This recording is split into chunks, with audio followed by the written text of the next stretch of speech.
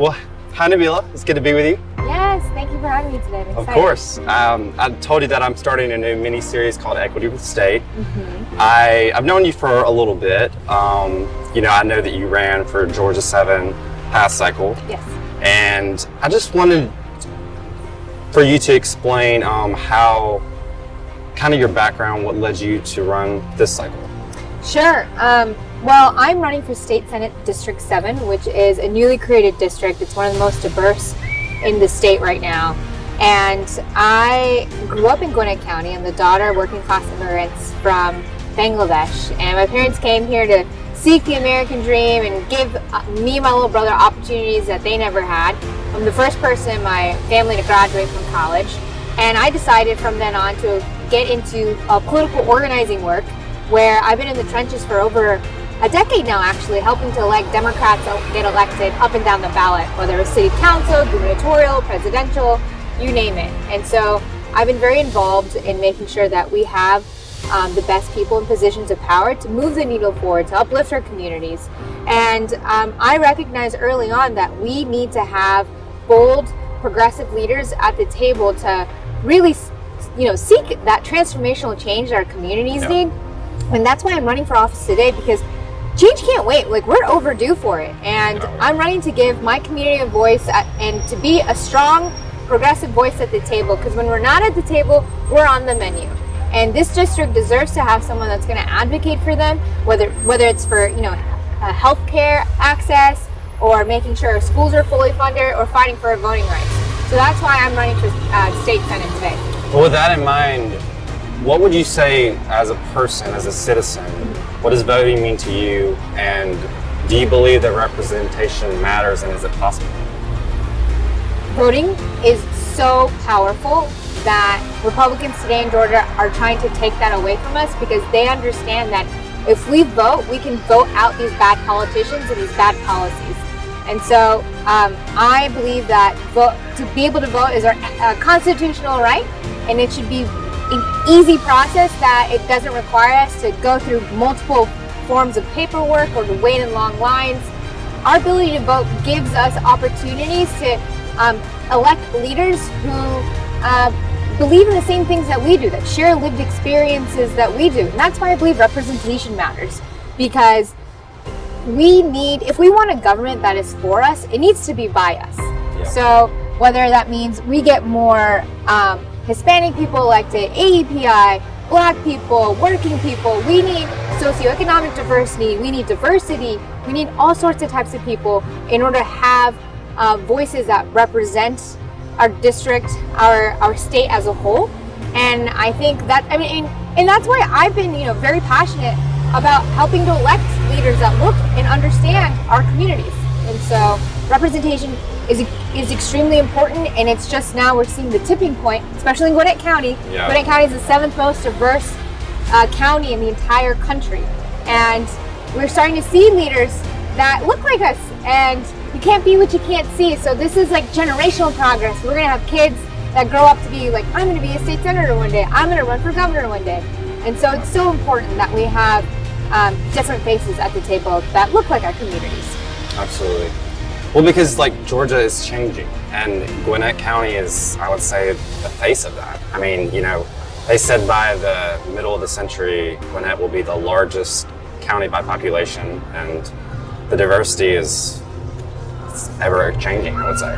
So it's exciting. But I wanted to say too, I know that you ran for Georgia 7 congressional district last cycle. What would you say from that you learned, and what will you take into this race to do differently? So yes, I did run for Congress last cycle for the 7th Congressional. I would say that experience has deepened my commitment in order to seek positive, consequential change for our communities. Running for office allows you to just meet people from all walks of life and hear about their stories and what they're passionate about, what they're concerned about. And it's helped me, really understand problems on the ground and want to be able to seek the solutions to solve those problems. And so I would say I kind of haven't stopped campaigning, essentially. I have continued to be, working. I'm an organizer on the ground and helping our communities.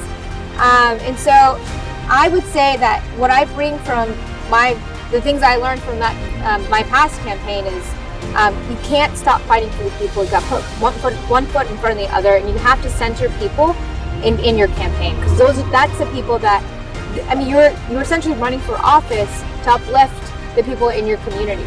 And so at the end of the day, people like me are just vessels. You're vessels to be able to push for change and to get the things that we need so desperately for our districts. Absolutely.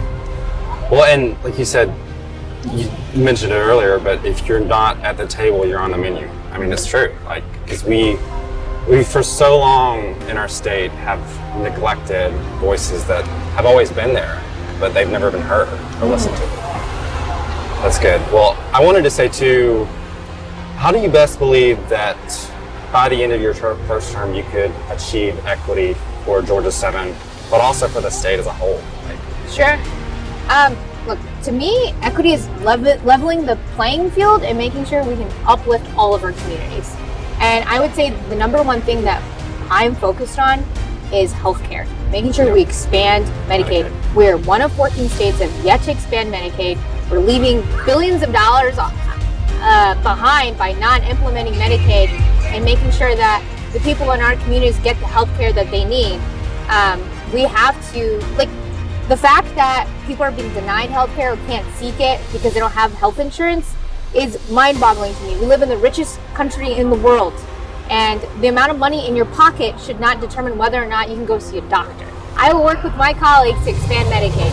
And another thing is, our voting rights are under attack. Black and brown people are being disproportionately affected by our voting laws today because they're trying to make it harder for folks to, even vote via absentee. The fact that you can't, like silly things, like you can't give people water while they're standing in line. I mean, they're going out of their way to effectively punish people because they want to vote. And when you do stuff like that, when you create barriers like that, it causes people to, it might become too hard for them, and they might not be able to easily do it, and so they give up, and so that's what they're banking on, right? Yeah. And because Republican policies are not popular, they are cheating to win. And so we need to repeal SB 202, which was so damaging to our ability to vote, and also expand access to the ballot, making sure that everyone can vote fairly and that we have free and fair elections. Absolutely.